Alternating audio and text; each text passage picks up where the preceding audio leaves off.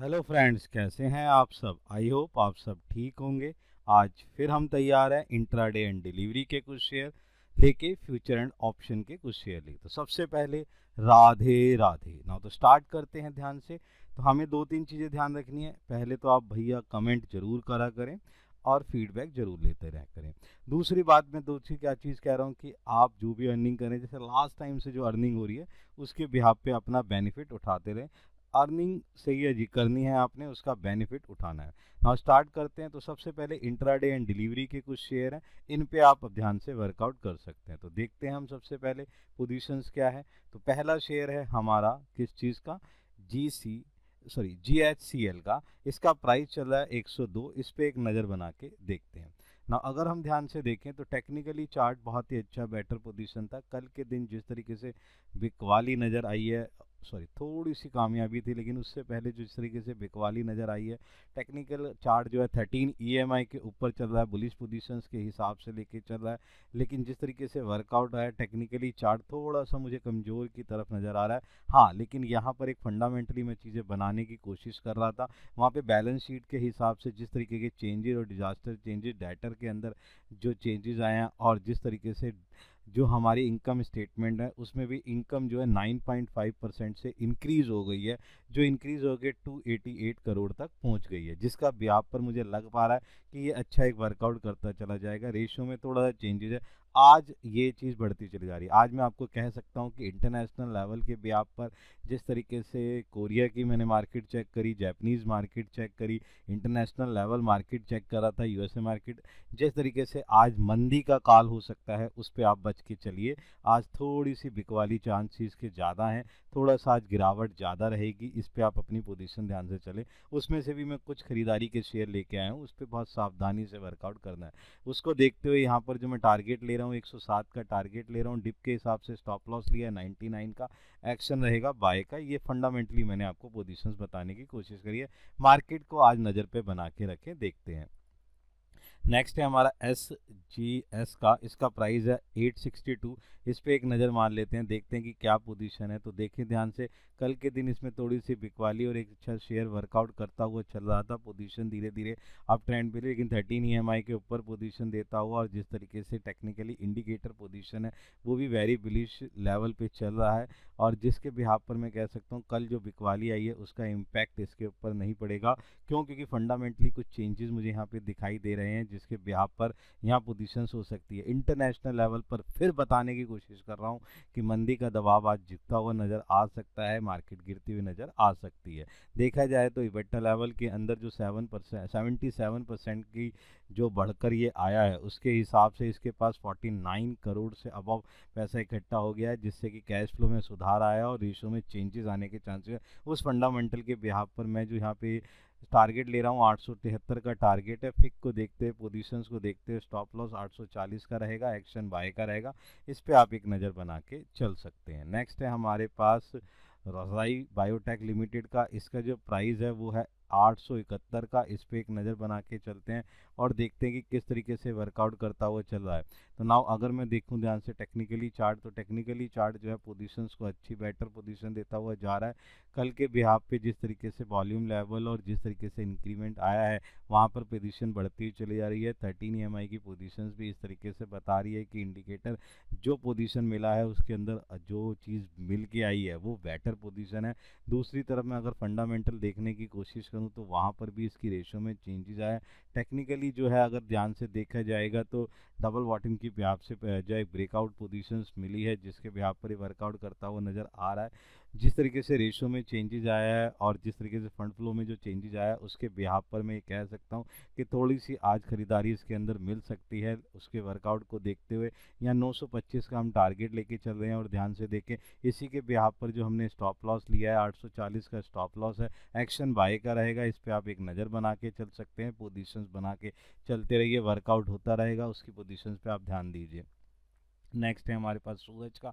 सूरज है हमारे पास जिसकी प्राइस है 729 का। इस पे एक नज़र बना के चलते हैं। टेक्निकली चार्ट बहुत ही अच्छा वर्कआउट कर रहा है। धीरे धीरे इसने पोजीशंस अप करने की कोशिश करी 2 दिन की इसकी बिकवाली के बाद।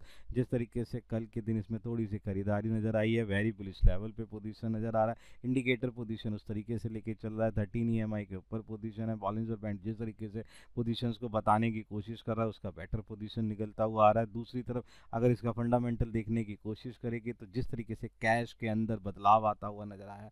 और दूसरा बैलेंस शीट की लायबिलिटीज़ में मेरे को एक चीज़ बहुत अच्छी लगी, वहाँ पर कुछ इंपॉर्टेंट जो डेप्थ थे वहाँ पर वो कमी आई है, उसका इम्पैक्ट मुझे एसेस पे बढ़ते हुए नज़र आया। जिसके हिसाब से ROCE में भी मुझे बहुत अच्छा पोजीशन नज़र आई। कैपिटल एम्प्लॉयड में भी थोड़ा सा चेंजेस नज़र आते हुए नज़र आया। लोग कहते हैं कि PE रेशो देखो, अरे PE रेशो देखने से कुछ नहीं होता, कैलकुलेशन जरूरी होती है, इंपॉर्टेंट इज़ वेरी पार्ट, सही है ना। उसके हिसाब से आप वर्कआउट देखते हुए चल सकते हैं। वहाँ पे बेटर पोजीशन मुझे नज़र आई है, जिसके बिहाफ पर ये पोजीशन मुझे लग रहा है बढ़ती हुई नज़र आएगी।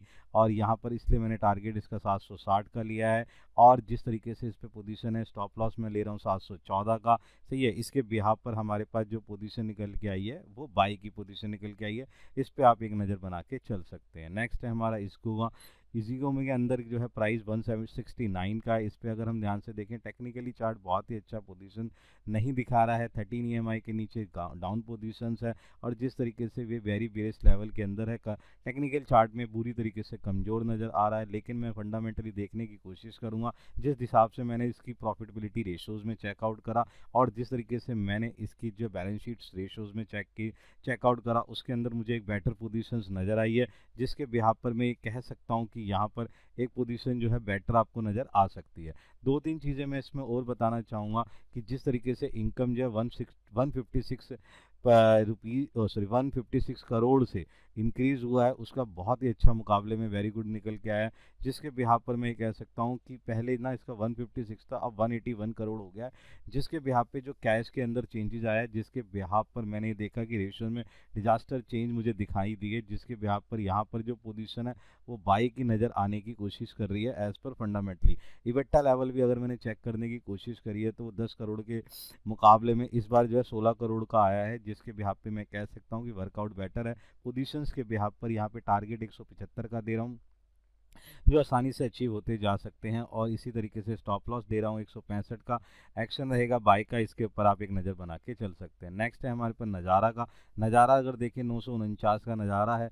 ध्यान से देखें इसकी पोजीशन जिस तरीके से नज़र आ रही है, उसके ब्याप पर यहाँ वैल्यूएशन कुछ और ही नज़र आ सकती है। देखें तो ध्यान से टेक्निकली चार्ट के अंदर देखें तो जिस तरीके से कल इसने थोड़ा सा अच्छा पोजीशन दिखाने की कोशिश की है, इंडिकेटर पोजीशन भी बहुत ही अच्छे निकल के आए हैं। 13 EMI के ऊपर पोजीशन जो दे रहा है उसके ऊपर भी वैल्यूएशन निकल के आ रही है। थोड़ा सा ये टेक्निकली चार्ट इसका वेरी गुड नज़र आ रहा है। और दूसरी तरफ से अगर देखें फंडामेंटली हिसाब से तो वहाँ पर भी रेशो में जिस तरीके के चेंजेस आए हैं उसके बिहाफ पर यहाँ पे थोड़ी सी पोजीशन मुझे बेटर नज़र आ रही है और ये अच्छा वर्कआउट करता हुआ नज़र आ सकता है। इस पर भी आप एक नज़र बना के चल सकते हैं और इसका अपना फ़ायदा इसमें ले सकते हैं। इसके लिए मैंने इसका टारगेट लिया 995 का, जो मुझे लगता है आसानी से अचीव हो सकता है। अगर 1-2 दिन का भी नज़रिया रखें तो उसके अंदर पोजीशंस मिल सकती है। और ध्यान से देखें स्टॉप लॉस मैंने लिया है 935 का। एक्शन रहेगा बाय का। इस पर अपनी वैल्यूएशन बना के चले और अपनी नज़र के अंदर इसको देख के चलें और इसका बेनिफिट उठा सकते हैं आप लोग। नेक्स्ट है हमारे पास इन्फोसिस का। इन्फोसिस के अंदर मैं अगर ध्यान से देखूं तो इसका जो प्राइस है वो प्राइस कितना है 1852। इस पर भी जिस तरीके से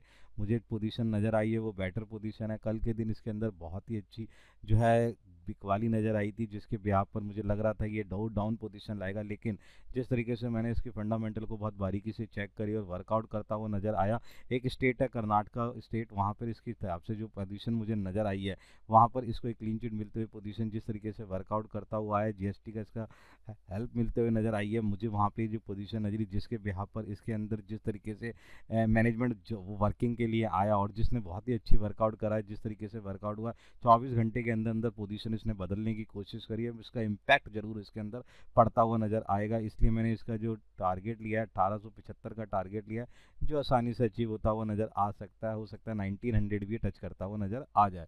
उसके बिहाफ पर मैंने डिप के लिए स्टॉप लॉस लिया 1840 का। एक्शन रहेगा बाय का। इस पर एक नज़र बना के चल सकते हैं। नेक्स्ट अगर हम ध्यान से देखें तो हमारी कैटेगरी है फ्यूचर एंड ऑप्शन की कैटेगरी, इस पे भी आप फ़ायदा उठा सकते हैं। इक्विटी और कैश का फ़ायदा उठाते हुए इसके अंदर आप इंटरडे और डिलीवरी के लिए भी पोजीशंस बना सकते हैं। तो इसके अंदर अगर हम ध्यान से देखें तो पहला शेयर है मेरा हिंडाल्को का फ्यूचर अगर हम ध्यान से देखें तो प्राइस 674 के बिहाफ पर देखते हैं, ध्यान से देखें तो टेक्निकली चार्ट थोड़ा सा बेटर पोजीशन था। कल जिस तरीके से थोड़ी सी जो है पोजीशन में चेंजेस आई हैं उसके बिहाफ पर मैं यहाँ कह सकता हूँ कि यहाँ थोड़ा बदलाव नज़र आएगा। 13 EMI के ऊपर पोजीशन देता हुआ जरा है, वेरी बुलिश लेवल की यहाँ से नज़र पोजीशन नज़र आई है, उसके बिहाफ पर जो वर्कआउट होता हुआ नज़र आ रहा है वो थोड़ा सा गुड नज़र आ रहा है। बट एक्चुअली चक्कर का इंटरनेशनल लेवल प्रेशर जो इस तरीके से निकल के आया है वो प्रेशर मुझे लगता है कि इसके ऊपर भी आज बहुत ज़्यादा लगेगा।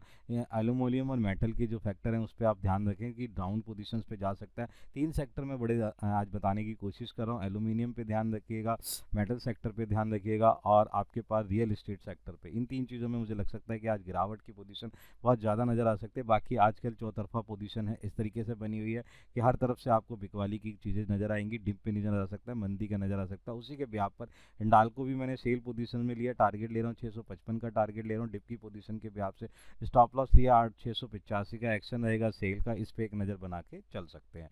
नेक्स्ट अगर हम ध्यान से देखें तो हमारे पास आईटीसी का फ्यूचर है, 495 का फ्यूचर है। अगर ध्यान से देखें तो पोजीशन देखें तो बहुत ज़्यादा गिरी हुई पोजीशंस नहीं है, लेकिन कंसोलिडेट पोजीशन है। जिस तरीके से वर्कआउट नज़र आ रहा है मुझे, उसका जो वर्कआउट है उसका पोजीशन जो है उस तरीके से गिरता हुआ नज़र आया है। अनुमान के मुताबिक अगर इसका देखा जाए तो फंडामेंटली भी बहुत ज़्यादा कमज़ोर नज़र आया है, मार्जिन भी इसके कम नज़र आए हैं, जिसके बिहाफ पर मैं इसमें जो है बिकवाली लेके चल रहा हूँ। पोजीशन जो है टारगेट मैंने 489 का लिया हुआ है और प्रेशर और जिस तरीके से इसका खुद का वर्कआउट है दोनों ही नेगेटिव पोजीशंस को दिखा रहे हैं। डाउन पोजीशंस के हिसाब से इसमें आज हम शॉर्ट सेल की पोजीशन बना सकते हैं। 500 रुपये का हम क्या लेंगे इसके अंदर, स्टॉप लॉस लेंगे, एक्शन रहेगा सेल का, इस पे आप पोजीशन बना के चल सकते हैं। नेक्स्ट है हमारे पास कैनरा बैंक। आज मैं बैंक के अंदर भी बेटा जो है एक सेक्टर को भी गिरावट के लिए लेके चल रहा हूँ। इसका मैं पुट पोजीशन ले रहा हूँ, स्ट्राइक प्राइस 110 है, टारगेट 3 रुपये 5 पैसे रहे और 50 पैसे रहेगा, इस पर हम मैं नज़र बना दे सकता हूँ। टेक्निकली चार्ट अगर देखें तो 2 दिन 3 दिन से कमजोरी की पोजीशन नज़र आ रहा है, डाउन पोजीशन नज़र आ रहा है। बैंक सेक्टर में भी आज गिरावट की पोजीशन मुझे लग रही है, जिस तरीके से वर्कआउट करता हुआ नज़र आ रहा है लेवल के हिसाब से देखें तो यहाँ पे, इसलिए मैंने इसका पुट पोजीशन लिया है। स्टॉप लॉस रहेगा मेरा 2 का, एक्शन रहेगा बाय का, पुट बाय करनी है, मैंने आपको बार बार बताने की कोशिश करी है। नेक्स्ट अगर हम ध्यान से देखें तो हमारे पास कैटेगरी जो है वो अगेन बैंक की है। यहाँ पर भी एसबीआई जो 860 का है पुट लेके चल रहे हैं हम। स्ट्राइक प्राइस 860 का पुट लेनी है आपने, 23 रुपये 50 पैसे के हिसाब से मिल जाएगी, टारगेट 40 का रहेगा। और जिस तरीके से यहाँ पर टेक्निकली चार्ट देखें तो यहाँ पर भी एक गिरावट की पोजीशंस 2 दिन से नज़र ही आ रही थी, लेकिन जिस तरीके से अब नज़र आई है पोजीशन वो भी एक गिरावट की पोजीशन को दिखाता हुआ नज़र आ रहा है। फंडामेंटली भी थोड़ा सा कमज़ोर होता हुआ नज़र आ रहा है, जिस तरीके से पोजीशन है वहाँ पर आपको ये गिरावट की पोजीशन दिखाता हुआ नज़र आ सकता है। इस पर भी आप एक नज़र बना के चले। पुट पोजीशन को लेते हुए यहाँ पर 18 रुपये का जो है स्टॉप लॉस लगाएंगे, एक्शन रहेगा बाय का, पुट ये बाय जो है आपने करते रहने। तो आज बाजार के अंदर कुछ गिरावट से नज़र हो सकता है, कहीं ऐसा ना हो कि ब्लैक फ्राइडे बनता हुआ नज़र आए, लेकिन अपनी पोजीशंस को ध्यान रख के होल्डिंग पोजीशंस में अपना वर्कआउट करते हुए नज़र आइए आप लोग। देन फिर मिलते हैं हम अपनी नेक्स्ट सीरीज़ के अंदर, कमेंट करते रहिए, सही है, मिलते हैं नेक्स्ट सीरीज़ के अंदर, गुड बाय।